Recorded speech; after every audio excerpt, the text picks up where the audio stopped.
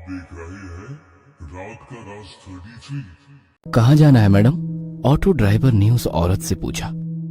अवंती नगर। औरत ने उत्तर दिया। ऑटो ड्राइवर ने अपना मोबाइल निकाला और गूगल मैप पर अवंती नगर की तलाश की, क्योंकि वो शहर में नया ही आया था और वो पहले कभी अवंती नगर की ओर नहीं गया था। अवंती नगर वहां से 7 किलोमीटर की दूरी पर था। भाड़ा 300 रुपये होगा मैडम, ऑटो ड्राइवर ने औरत से पूछा। क्या 300 रुपए? भैया 300 बहुत ज्यादा है, 200 में छोड़ दो। उस औरत ने ऑटो ड्राइवर से कहा। ऑटो ड्राइवर ने उस औरत को सिर से पैर तक देखा और कुछ देर सोचकर वो बोला, बैठिए, छोड़ देता हूं। वो औरत ऑटो में बैठ गई और ऑटो अवंती नगर की तरफ निकल पड़ा। ऑटो ने 4-5 किलोमीटर की दूरी तय की थी। जब से वो औरत ऑटो में बैठी थी तब से ऑटो ड्राइवर उसे आईने में घूरे जा रहा था और गाना गा रहा था। सलाम इश्क मेरी जान जरा कबूल कर लो, तुम हमसे इश्क करने की जरा सी भूल कर लो। ऑटो ड्राइवर के इस बर्ताव से वो औरत डर गई। उसने तुरंत किसी को फोन किया और धीरे से बोलने लगी। वैसे ही रिक्शा वाले ने गाना बंद कर दिया और उसकी बातें सुनने की कोशिश करने लगा। हेलो शालिनी, तू आ रही है ना मेरे घर? तुझे पता है ना कि मेरे पति विशाल अमेरिका चले गए हैं और मैं घर पर अकेली हूँ। वो औरत बोली। नहीं यार, मैं नहीं आ सकती, मैंने तुम्हें दोपहर में ही बताया था ना। फोन की दूसरी तरफ से दूसरी औरत बोली। ठीक है, मत आना। ऐसा कहकर उस औरत ने गुस्से में फोन रख दिया। ऑटो ड्राइवर ने उस औरत की बात सुन ली थी। उसने सुन लिया था कि वो औरत आज रात अपने घर पर अकेली है और उसके सहेली ने भी उसके घर आने के लिए मना कर दिया है। ऑटो ड्राइवर अभी भी शीशे से उस औरत को घूर रहा था। इस वजह से वो औरत बहुत ज्यादा डर गई थी। तभी उस औरत ने एक बंगले के सामने ऑटो ड्राइवर को रुकने के लिए कहा। ऑटो ड्राइवर ने देखा कि उस घर पर सिल्वर लीफ लिखा हुआ था। वैसे वो घर नहीं, एक बड़ा सा आलीशान बंगला लग रहा था। जैसे ही ऑटो रुक गया, वो औरत ऑटो से उतर गई और ऑटो ड्राइवर को पैसे देने के लिए उसने अपना हाथ आगे बढ़ाया। तभी ऑटो ड्राइवर ने पैसे लेते समय उसका हाथ पकड़ लिया और बोला, अब जब तुम मुझे यहाँ तक ले ही आई हो तो एक कप चाय ही पिला दो। ऑटो ड्राइवर की बात सुनकर औरत और भी ज्यादा डर गई। उसने ऑटो चालक के हाथ से अपना हाथ छुड़ा लिया और सीधे गेट के अंदर भाग गई। यह देख ऑटो चालक मुस्कुराया। तभी उसकी नजर पीछे की सीट पर गई। औरत ऑटो में अपना मोबाइल भूल गई थी। इससे पहले कि औरत अपना मोबाइल लेने वापस आती, ऑटो ड्राइवर ने ऑटो स्टार्ट कर दी और वह वहां से 9-2-11 हो गया। कुछ दूर जाकर उसने ऑटो रोका और उस मोबाइल को देखा। वो कुछ 20-25 हजार का महंगा मोबाइल था। यह देखकर वो बहुत खुश हुआ, लेकिन उसने देखा कि मोबाइल बंद था। लेकिन अब कुछ समय पहले ही तो वो औरत मोबाइल पे किसी से बात कर रही थी, तभी तो मोबाइल चालू था। फिर इतने जल्दी ये बंद कैसे हो गया? वो मन ही मन बोला। लेकिन फिर उसने सोचा कि शायद मोबाइल की बैटरी डेड हो चुकी होगी, इसलिए बंद पड़ा होगा। तभी अचानक उसके सिर में एक डरावनी योजना आ गई। मोबाइल फोन देने के बहाने उस औरत के घर जाने की। उसके दरवाजा खोलते ही उसके गर्दन पर छुरा रखकर उसकी इज्जत लूटने की और फिर घर में से सारे पैसे लूट के 9-2-11 होने की योजना बनाई।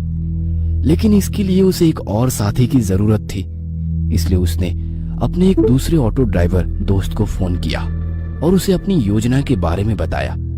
जब उसके दोस्त ने सुना कि एक सुंदर औरत घर पर अकेली है, तब उसका दोस्त वहां आने के लिए राजी हो गया। उसने अपने दोस्त को उस औरत के घर का पता बताया और उसे तुरंत वहां आने के लिए कहा और खुद उस औरत के बंगले के बाहर जाकर रुक गया। 10-15 मिनट बीत गए थे, पर फिर भी उसका दोस्त अभी तक नहीं आया था। उसने उसे बहुत फोन किए, लेकिन वो उसका फोन नहीं उठा रहा था। ऑटो ड्राइवर को ज्यादा देर तक रहा नहीं जा रहा था। उसे उस औरत का चेहरा बार बार उसकी आंखों के सामने दिखाई दे रहा था।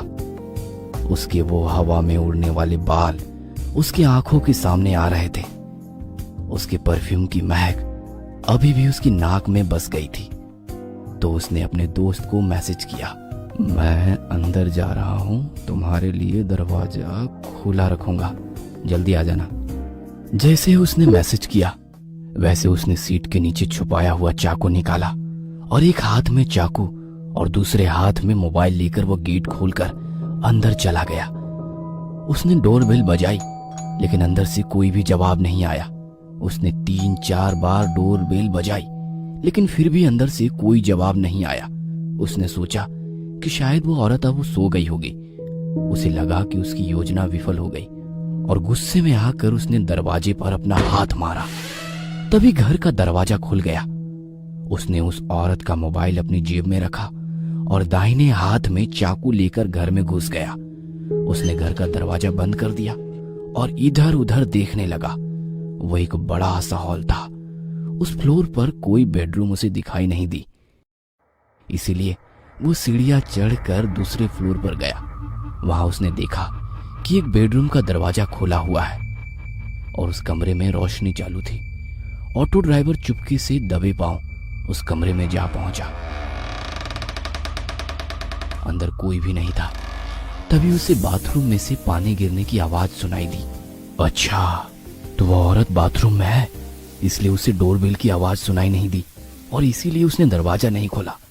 वो मन ही मन बोला और जल्दी से बाथरूम के दरवाजे के बाहर जाके खड़ा हो गया, क्योंकि उसने सोचा कि जब वो औरत बाथरूम से बाहर आएगी तो वो तुरंत उसके गले पर चाकू रख देगा और फिर बड़ी आसानी से उसकी इज्जत लूट लेगा। तभी अंदर से दरवाजे की कुंडी खुलने की आवाज आई। ऑटो ड्राइवर हाथ में चाकू पकड़कर सतर्क हो गया, क्योंकि वो औरत अब बाहर आने वाली थी। लेकिन 2 मिनट बीते, 4 मिनट बीती, पर वो औरत अभी तक बाथरूम से बाहर नहीं आई थी। आखिरकार ऑटो ड्राइवर ने बाथरूम के दरवाजे को अंदर धकेल दिया। जैसे ही उसने दरवाजा अंदर धकेला वैसे ही उसकी नाक में सड़े हुए मांस की बदबू घुस गई। उसने अपने बाएं हाथ से अपनी नाक बंद कर ली और बाहर से बाथरूम में झांक कर देखा और सामने का नजारा देख उसके पैरों तले जमीन खिसक गई। डर के मारे वो थर थर कांपने लगा, क्योंकि बाथरूम के बाथटब में 8-10 लाशों का एक ढेर था। वो डर की मारे पीछे हटने ही वाला था कि तभी उस औरत ने पीछे से आकर ऑटो ड्राइवर की कमर में लात मारी और वो बाथरूम में जा गिरा। ऑटो ड्राइवर बाथरूम में गिरते ही उस औरत ने झट से बाथरूम का दरवाजा बंद कर दिया। जैसे ही ऑटो ड्राइवर ने उसकी दाईं तरफ देखा वो पसीने से तरबतर हो गया और उसने उठकर दरवाजा खोलने की कोशिश की, लेकिन दरवाजा नहीं खुला, क्योंकि उस औरत ने बाहर से दरवाजा बंद कर दिया था। उसे पता चल चुका था कि उस औरत ने जानबूझकर उसे बाथरूम में बंद कर दिया है। ऑटो ड्राइवर दरवाजा पीट पीट कर जोर जोर से चिल्लाने लगा, मैडम दरवाजा खोलो, मैडम मैं आपके पैर पकड़ता हूं, मुझे यहां से बाहर निकालो, मुझसे गलती हो गई मैडम, मुझे माफ कर दो मैडम। वो भीख मांग रहा था, लेकिन बाथरूम के बाहर से कोई जवाब नहीं आया। बाथरूम के बाहर सन्नाटा फैल गया। आखिरकार दरवाजा पीट पीट कर उसके हाथ दुखने लगे और उसने दरवाजा पीटना बंद कर दिया। उसने उसकी दाईं ओर देखा, वैसे ही उसे बाथटब में लगा लाशों का ढेर दिखाई दिया।